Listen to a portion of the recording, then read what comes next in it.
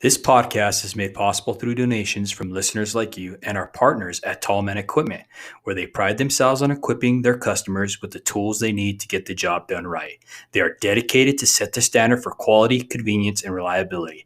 At Tall Man, your opinion is important to them. Rate and review any product or tool you've used on their new website at tallmanequipment.com. Line 11 Clothing Company, making apparel for our first responders with a positive message to patriots that you can be proud of. A proceed of the cost goes to helping our foundation ignite the fire for father engagement. Give them a follow at Line 11 Clothing on Instagram. And last but not least, Monzingo Knives. Each knife is created with craftsmanship that only a tradesman could provide. Find them on Instagram at Monzingo Knives and get your American-made Monzingo knife today. I also would like to thank Southeast Lineman Training Center. It is a premier school for line worker training.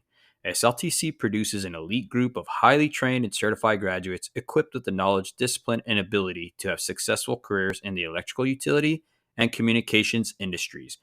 Learn more at lineworker.com.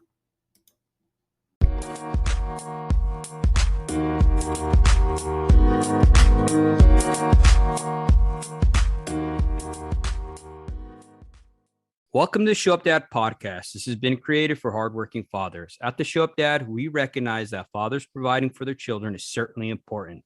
But when men truly understand their unique role and gain the knowledge and skills to be great fathers, they can transform and impact future generations. Today, our special guest is Richard Jensen. He is an author who has an amazing comeback story from serious life struggles resulting in prison and homelessness. Richard has 2 adult daughters as well as 2 grandkids. Today, Richard is a national wrestling champion, a nationally known inspirational speaker with an Emmy Award-winning story that has aired on ESPN. Richard celebrates over 18 years of sobriety. Welcome to the show, brother. Oh, thanks, David. Man, I couldn't be more excited to be on your show with you and have a nice, honest, healthy conversation about life, about kids, the role we play. I love it. Absolutely, brother. Man, your story just really hit me when I started listening to it. And I was just, my God, this is a guy who I truly would love to have on our show just to share his story. And I always like the underdog. I always like that. That's a story. Yeah. I'm a little guy. I'm 5'6", I wrestled, so it resonates with me. I use wrestling a lot too, growing up through some of my troubles. And I'm just so happy for you to be on here with us. You know what I mean? Yeah, I appreciate that. I think we can all kind of relate to, a disadvantage, being the underdog. We all love a great comeback story. Let's be honest. There's nothing more inspiring and hopeful than somebody that's taken a hit and gotten up off the ground and got up and changed their life or moved forward and overcame tough challenges. It's always exciting and inspiring to everybody, because life gets tough, man. Things get hard, Oh yeah, man. It has an uncanny ability of just knocking you down. And if you allow it to keep you down, it will, Yep, absolutely. And we'll get into that. A lot of things, played a big part in really knocking me down to some pretty serious depths, and having to deal with a lot of things to overcome to get where we're at, and I think we can all relate to some facet of the story. It's not just about drugs. It's about just,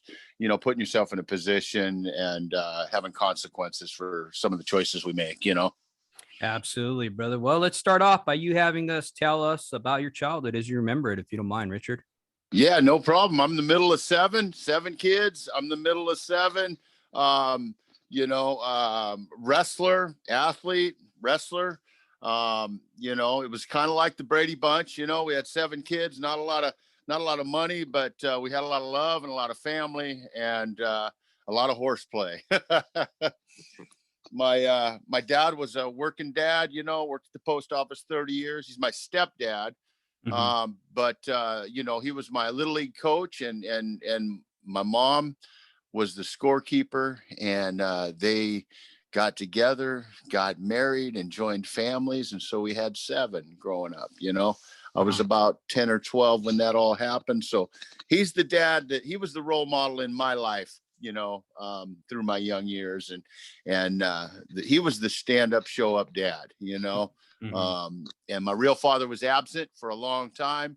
And we'll talk about that a little later, but I was in a good, healthy environment, raised with good family values, good belief system. My mom and dad did not use drugs or drink.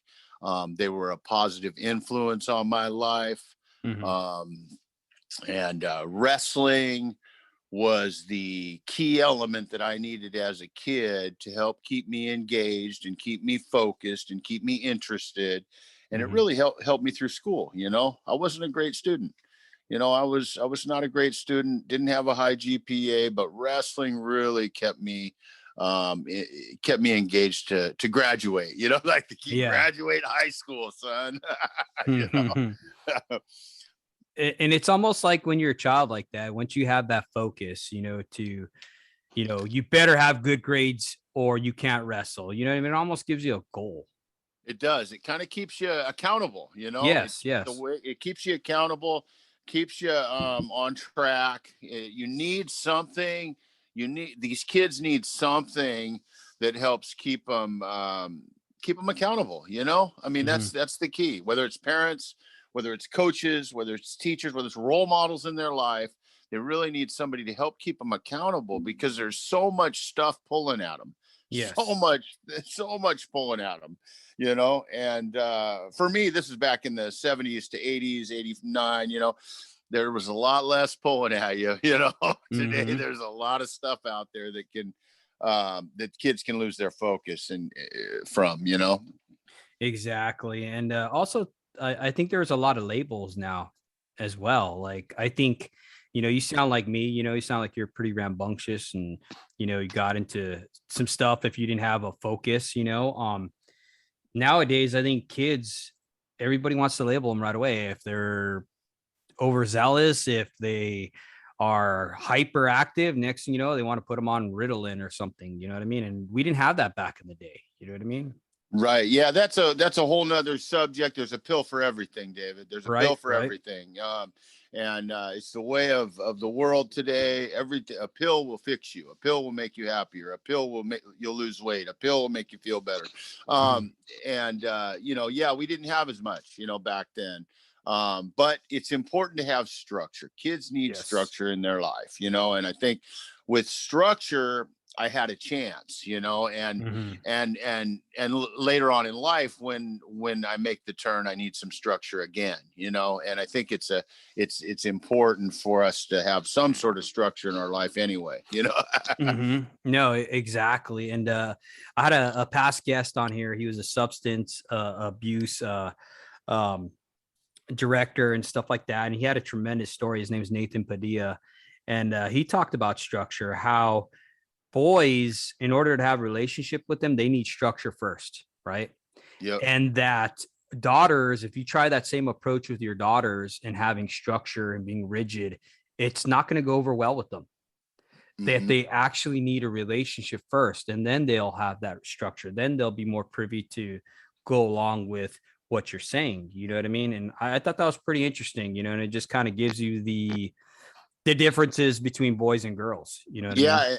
And I've experienced that too. Like the relationship with my kids over the years, the more involved I was, the better things were, where I get that. Like I've read some stuff about that too, actually. So I believe that, know. Now I wanted to ask you, Richard, you talked a little bit about your stepfather, right? What are some of your earliest childhood memories that you remember about him, just how he interacted with your mother and stuff like that? What did you get from him? So what, as a kid, we did a lot of family stuff. We went fishing and we went camping and we went to the beach, and there's a lot of value in that for a kid, for a family dynamics, for a relationship with parents.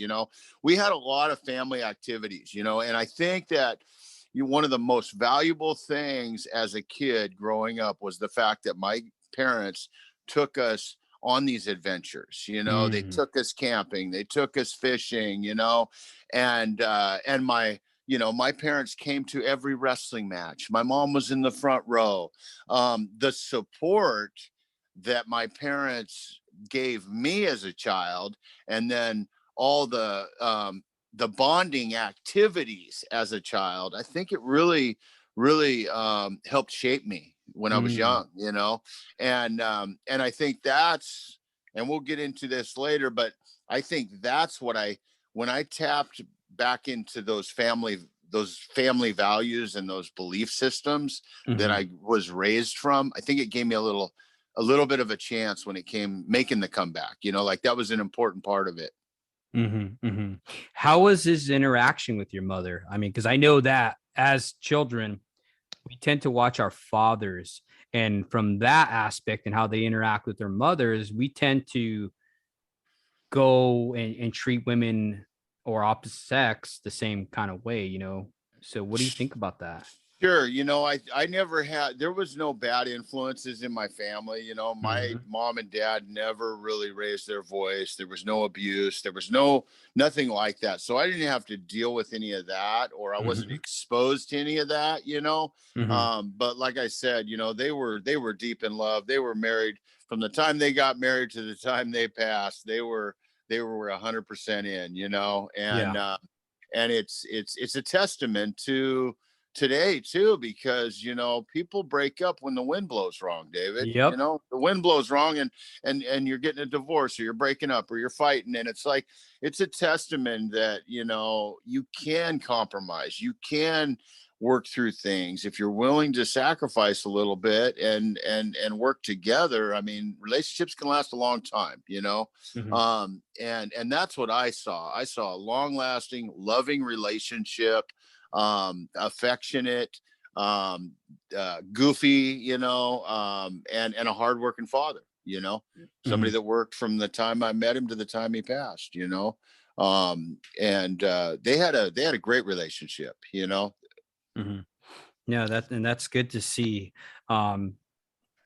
Now, as far as your father, and you talked about how he was there for you with sports and stuff like that. Did you ever experience your father being hard on you, or did he tend to push you in a certain sport? I know. No, not at all. I never had that kind of pressure. I never dealt, but I see it a lot of time. I'm a coach now, and I'm a mentor. I'm a leader. I deal with youth all around the country, 30, 40,000 kids a year, and I'm in a lot of wrestling rooms and sporting activities. And there's a lot of pressure on the kids today. I didn't have to experience that so much, and my mom is the one that did the disciplining on me. She was the iron fist. But no, she loved me wrestling. They supported me no matter what sport I was in, whatever path I chose to carve, they were supportive, And it's crazy you said that, because I'm sure you witnessed this. I grew up wrestling. I was on a wrestling sports team, and we went around the country. I went to the John Smith camp, the Kenny Monday camp, the you name it, and Kendall Cross camp, and we went all over wrestling. And I remember wrestling this one kid who was a 5-time state champion. Okay, and he beat me, of course. But I remember his dad, because I had scored some points on him. I went outside to take off my singlet, and I opened the door, and I caught him and his dad. And because I had scored some points on him, he didn't beat me clean. His dad had him by the neck up against the wall and was socking him in the stomach. Oh man. Yeah. That's an extreme, but you know what? I do see it. I see a lot of pressure on these kids, a lot of disappointed fathers because the kid lost, because he didn't score points, because he, didn't finish him or whatever, and it's unfortunate. And sometimes I want to grab them by their neck, to be honest, and talk to dad about, what this really looks like, and what he's doing. Man, I see that picture in my head, because I'm embarrassed. Yeah. I just lost. I didn't have any shame from the loss, because this kid was, like I said, he was a 5-time state champion. Sure. I went out the door. I turned. I saw him. I met eye contact with the kid who had tears in his eyes, and I saw the dad, and he had this rage look, and I was just like, oh shit, what did I stumble into? And I just turned around about face and went back inside, and Yeah, and what I found, I do some life coaching too. And what I found is some of these fathers that are really hard on their kids like that, that's how they were raised too, you know. yes. And so they don't necessarily know much different. This is how I was raised. This is how I show my love. This is how I push my kid to be better. And honestly, it's actually driving a wedge between the son or daughter and father, it's driving a wedge is what it's doing, and they don't realize it. I later found out later on that this particular person, that he went on to get a full ride scholarship, went to college, and lost it all. He became like over 100 pounds overweight, started drinking, completely lost everything. You know what I mean? Because he was just burnt out of wrestling, Yep. And I see that a lot, and I was just like blown away. I was like, man, such and such, and they're like, yeah, he's not wrestling anymore. And I'm like, wow, that kind of blew my mind, Yeah, and who knows why or how, but just know that parents have a huge influence on success of a kid or demise of a kid. And like I said, some of these guys just don't know different. They need to be coached and taught a different way to coach their kid or address their kid. And it's unfortunate. I see it all the time. David, and it's sad. Absolutely. Now that leads me into this next question, which is, what trends or information can you share with us about the state of fatherhood that you see today, being that you're a coach and you're in these realms and stuff like that? Well, so let's rewind a second. Let me touch on something. I failed as a father when my kids were young. Okay. And that's something, to understand how big of a comeback story this is. There's a little backstory. Okay. Obviously drugs and alcohol played a really big part in my life, and it became a priority. And whenever you have a priority that's, honestly, you're failing if your priorities are above your child. Yeah. And I did fail for a long time. But when I got sober in 2003, I kind of, in a way, I learned how to be a father again. I learned how to connect with my kids. And then I became more present and available in their life too, because, alcohol and drugs just drove a wedge between everything I loved. It separated me from my family. It separated me from the things I cared about, And so, when I got sober, there was a lot of things messed up over 20 years. I had a lot of consequences. I made a lot of mistakes. But the one thing I knew for sure, when I got clean and sober and started changing my life, I knew that the number one thing at the very top of my list was to heal and build a relationship with my kids. Right. And I knew that if I could do that, if I could be that father they needed, if I could be that role model,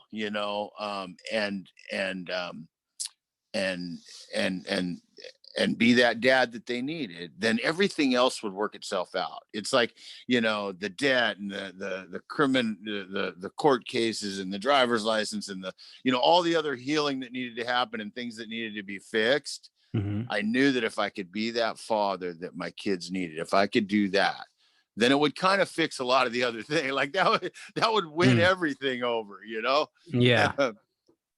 And, there's a lot of ways to be unavailable for your kids. Yeah. There's a lot of ways, and one thing we have to realize is our kids don't care how much money's in our wallet. Our kids don't care how nice of a car we have. Our kids don't care how big of a house we have. They just care that we're present and available and in their life, that we are there for them, and that they can count on us. How, now that you said that, and I know our listeners are really hearing you on that, because we deal with a lot of blue collar dads who think that their presence can be bought with presence, if that makes sense, and our slogan is more than just a paycheck. Oh, I get it. So how can you help fathers understand that, hey, your children need you there, not just monetarily? What kind of message can you send to them? Yeah, that's something I learned. Right, here's the thing: our kids need us to be emotionally involved in their life. That's what it really comes down to. Yeah. Emotionally involved in my kids' lives.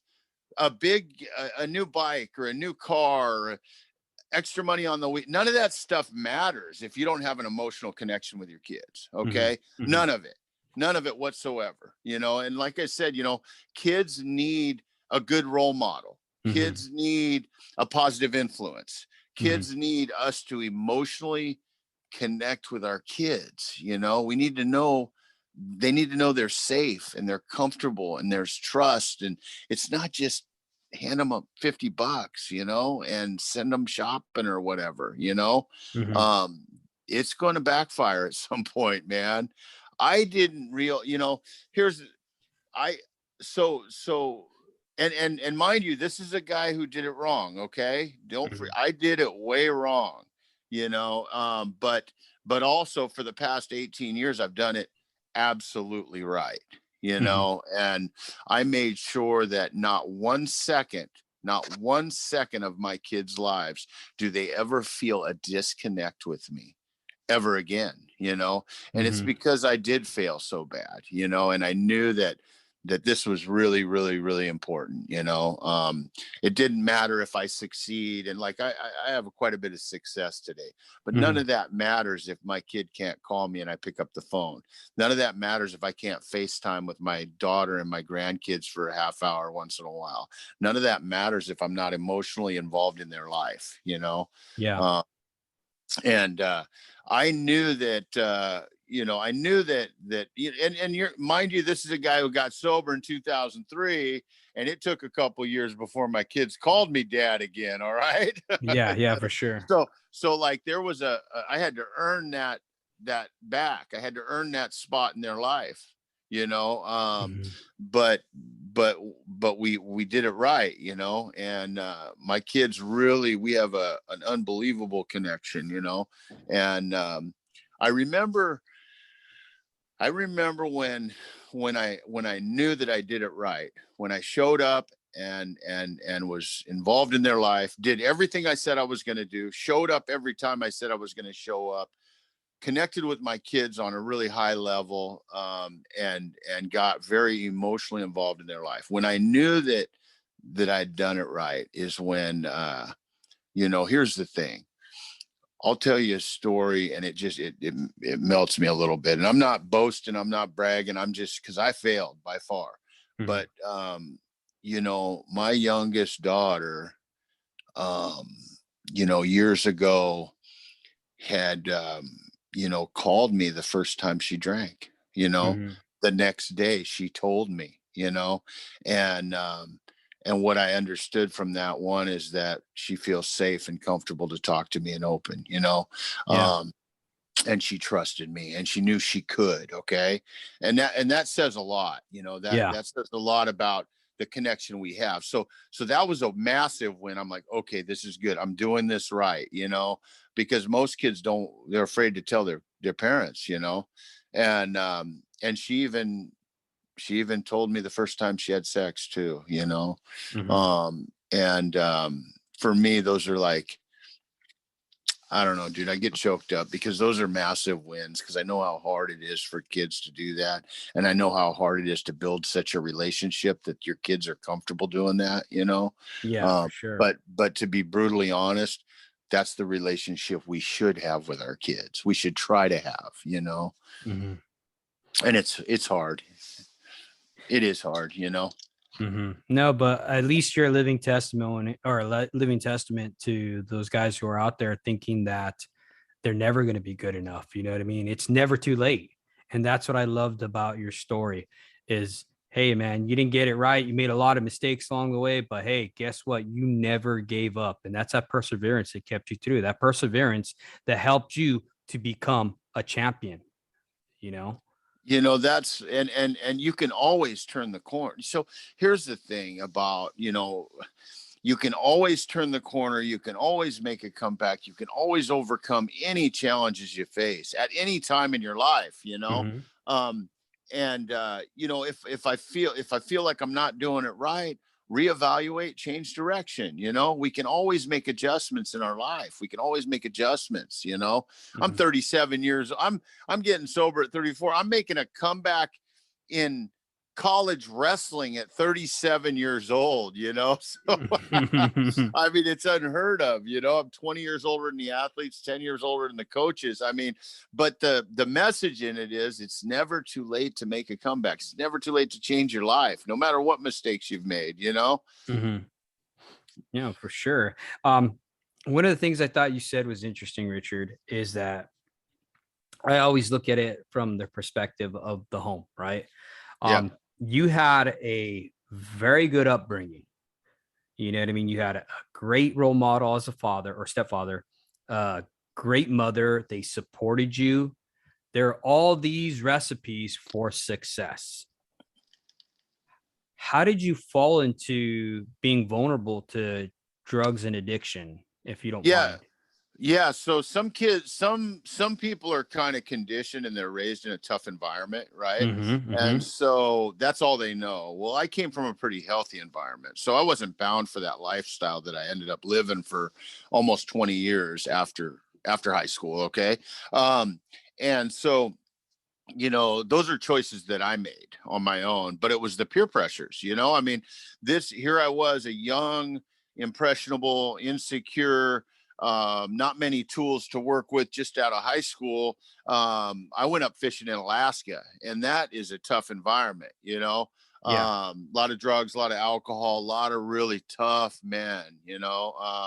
And so I was exposed to a really, really tough environment. And you know, just like most kids and most people, you know, I felt insecure about not indulging with them, not Mm, being part of it. You know, I didn't want them not to like me, didn't want them not to include me, didn't want them not to accept me.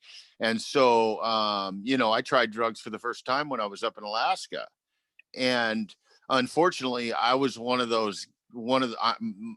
one of those guys that just can't do drugs, can't drink, you know, mm-hmm. because it controls my life.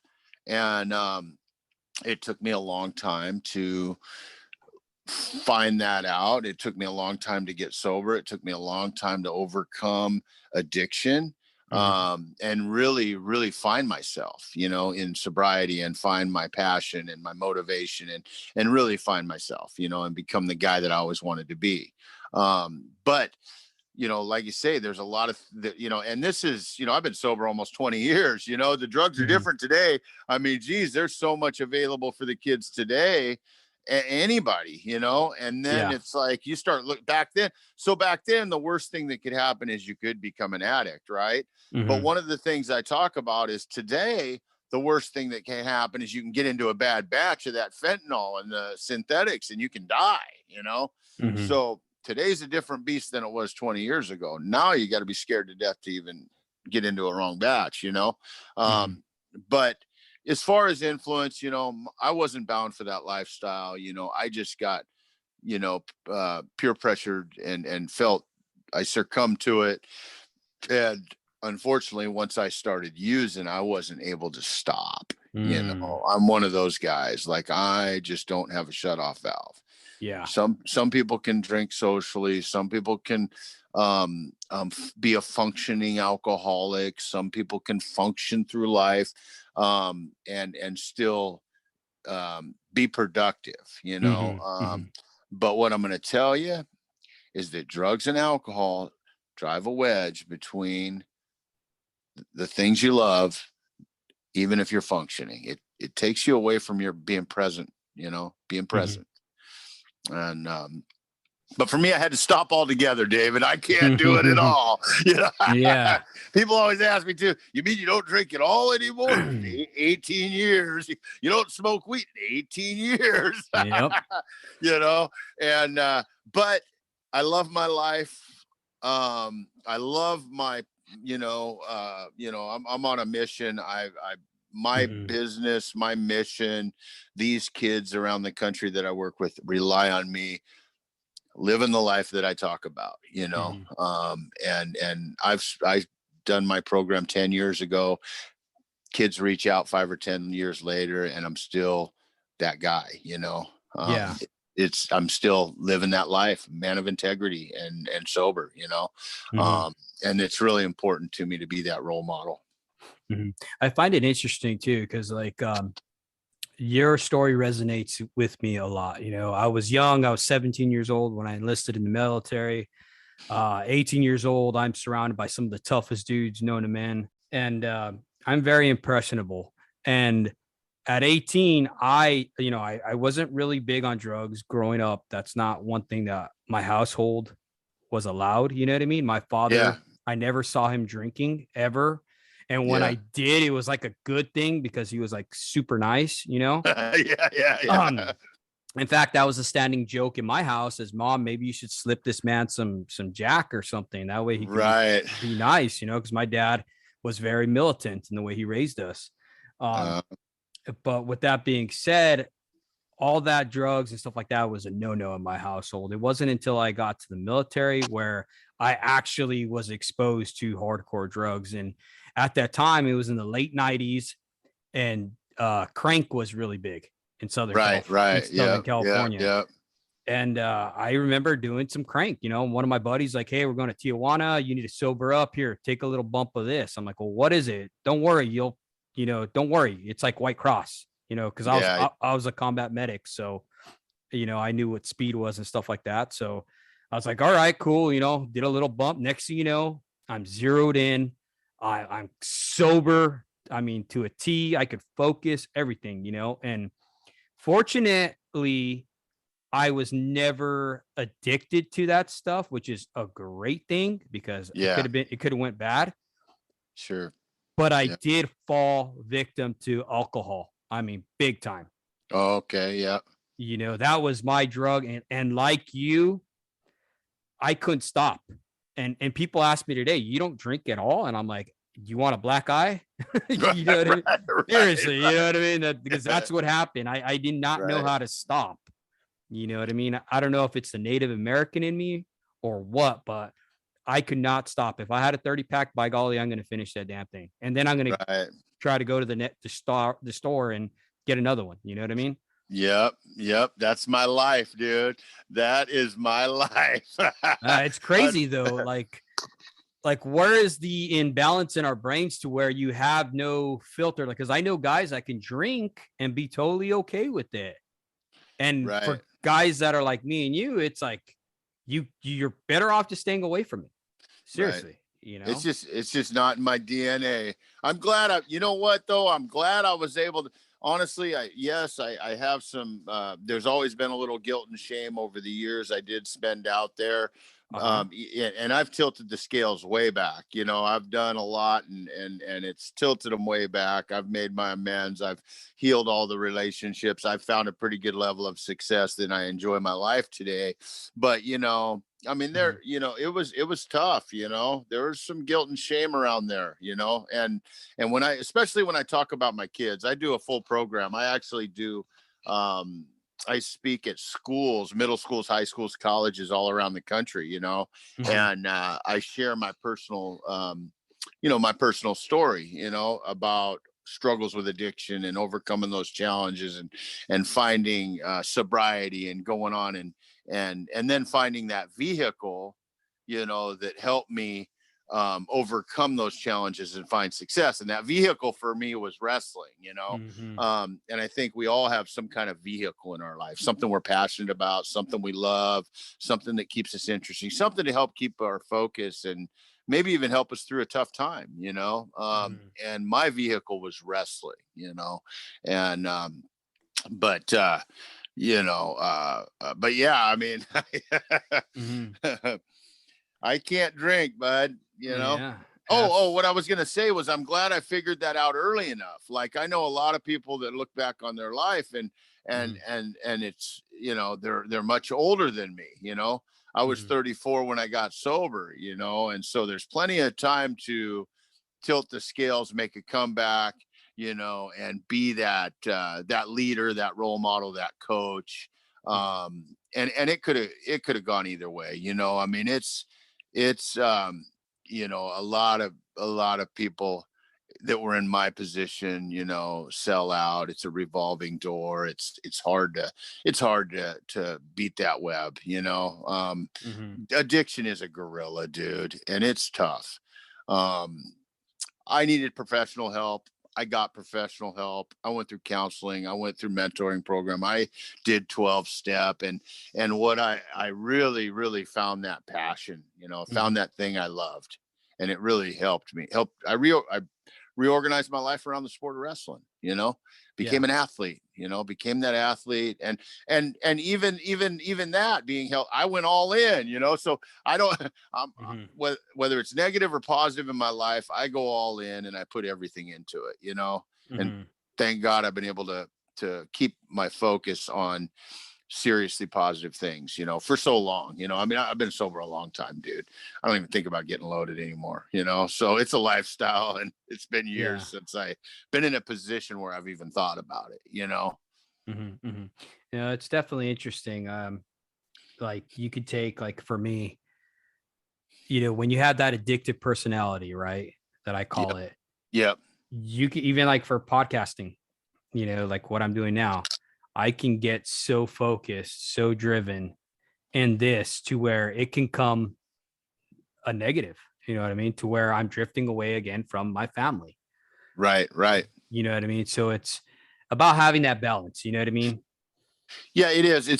We can get obsessive about it, and anything in life is about balance anyway. If you, the way I look at it is, here I'll share with you, because I get a lot on my plate. I'm running a couple businesses, I travel, but here's the thing: if my home life is in shambles, if my home life isn't balanced, if I'm not present with my wife, and I don't have downtime, then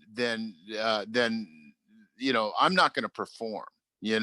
I need a good, healthy home. It's like I talk to the kids a lot about, like, you could practice 2 hours a day and be like really good at something, but if your home life's a disaster, if you're late on your homework and you're not sleeping, all these things are going to affect your performance, and you're not going to compete at your highest level.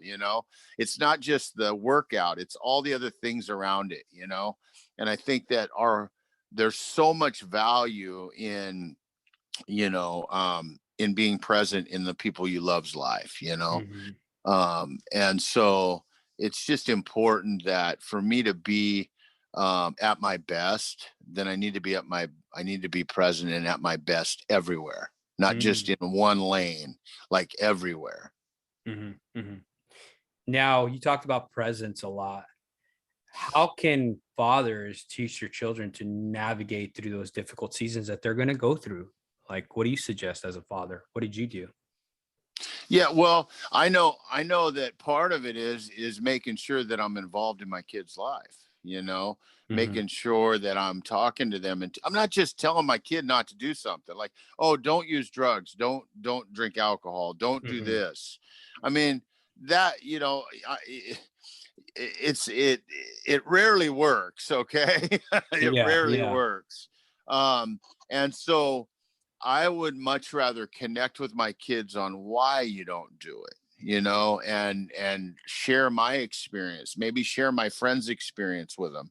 There's so much information online and on the internet, that you can pull up just about anything, to talk to your kids about, and I don't know, man. It's just there's such an important, I think that being present in your kids' lives is going to help them navigate. If I'm checked out, if I'm not available, if I'm working 10-12 hours a day and I'm working on Saturday, how much time are you really putting in with your kid? How much time are you really teaching and connecting and working to build that relationship with your son or daughter? It's just, we got to take a look at that. Because our kids need us more than anyone else in the world. Yeah. Okay. No, they need us more than anybody else in the world. And so if we think about that and take that into consideration, what does that mean? Are we putting enough time into our kids, you know? One of the questions I always get from a lot of these fathers is they want to be these present dads that you talk about, and these guys are good dads. They're busting their ass. They're providing for their family. They want to be engaged. They live by the code, which we talk about at the Show Up Dad, which is be where your feet are, meaning that when you're at home, you're at home. When you're at work, you're at work. You know what I mean? You're where you're supposed to be. Okay. And that's one of the core values here at the Show Up Dad. But going back to his question is like, okay, Dad, I'm doing, or not Dad, okay, Dave, I'm doing all these things that I'm supposed to be doing. What about the company I work for? He's like, oh, here, these guys are working 6-10, 6-12s, 7-12s, and they look down at the guys who want to be present for their families. If I take off from work, next thing you know, I'm kind of blackballed for wanting to spend time and be that show up dad, that dad who wants to be engaged with his children. And he's like, oh, that needs to change. And I full-heartedly believe that as well. I mean, if you can't schedule something around one person, you know what I mean? I grew up doing hot work with 3 people, and I know a lot of things changed. A lot of things have changed.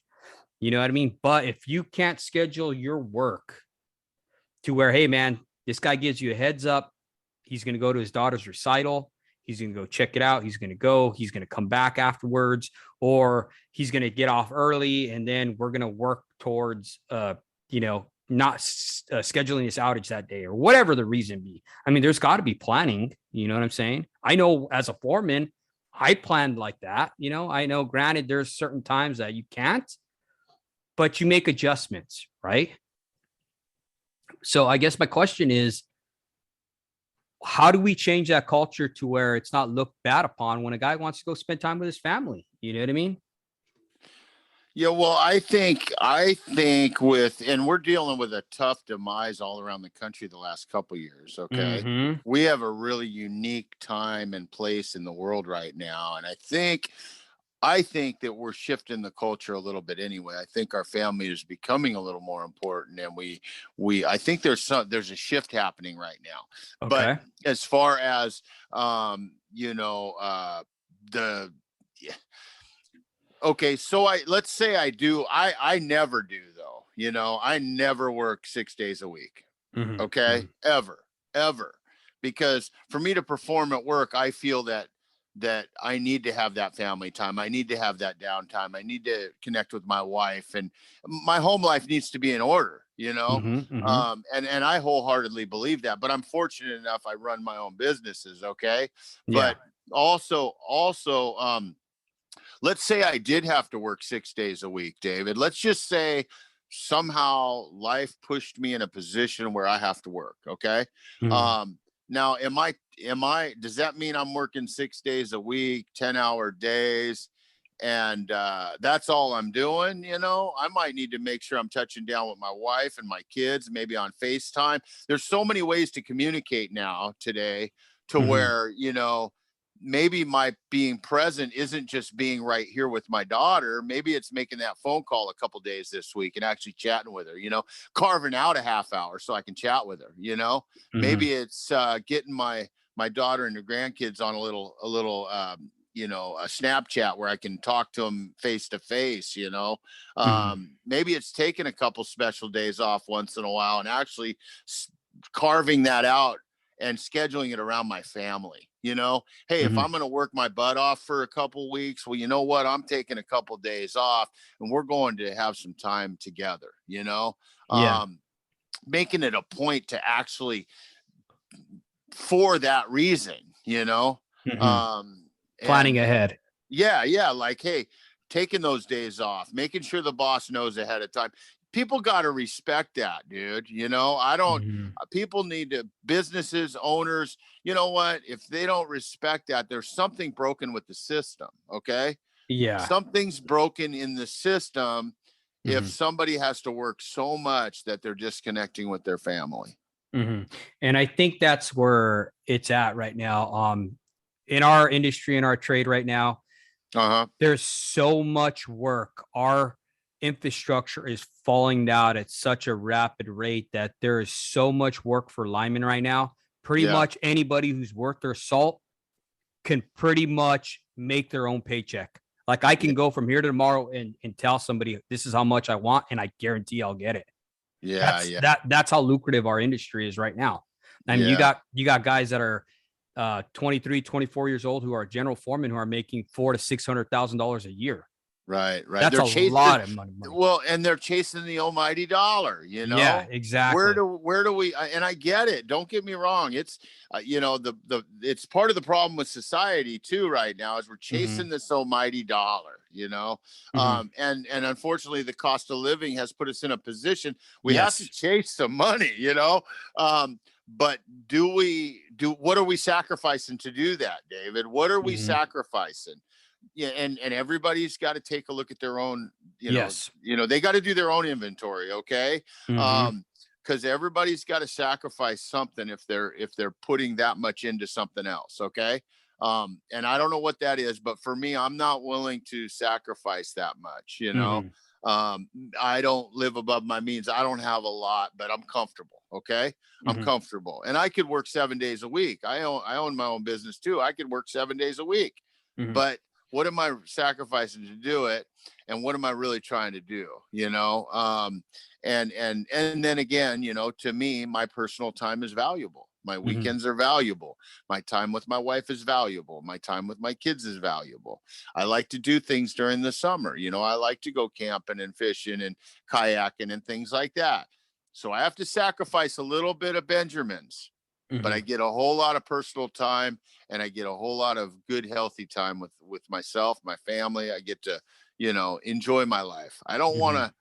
I don't want to retire and look back and go, you know, I didn't spend enough time with my kids. Mm-hmm. I didn't do enough outings with my wife. Mm-hmm. I went through 3 relationships. I've divorced twice. You know, there's things, you know, David, Yeah. and I don't, this is a short life as it is. You Mm-hmm. really, you know, if you enjoy working, then I guess it makes sense. Mm-hmm. But if there's other things in your life that you enjoy, I need to do it now, you know. Mm-hmm. And part of being able to do that is being able to find some kind of balance, you know, some kind of balance, healthy balance, you Mm-hmm. know. No, absolutely. I agree with you 100%. It's all about that balance. It's all about making that decision because at the end of the day, you have a decision, right? And what are you going to choose? You know, are you going to choose a lifestyle or are you going to choose your family?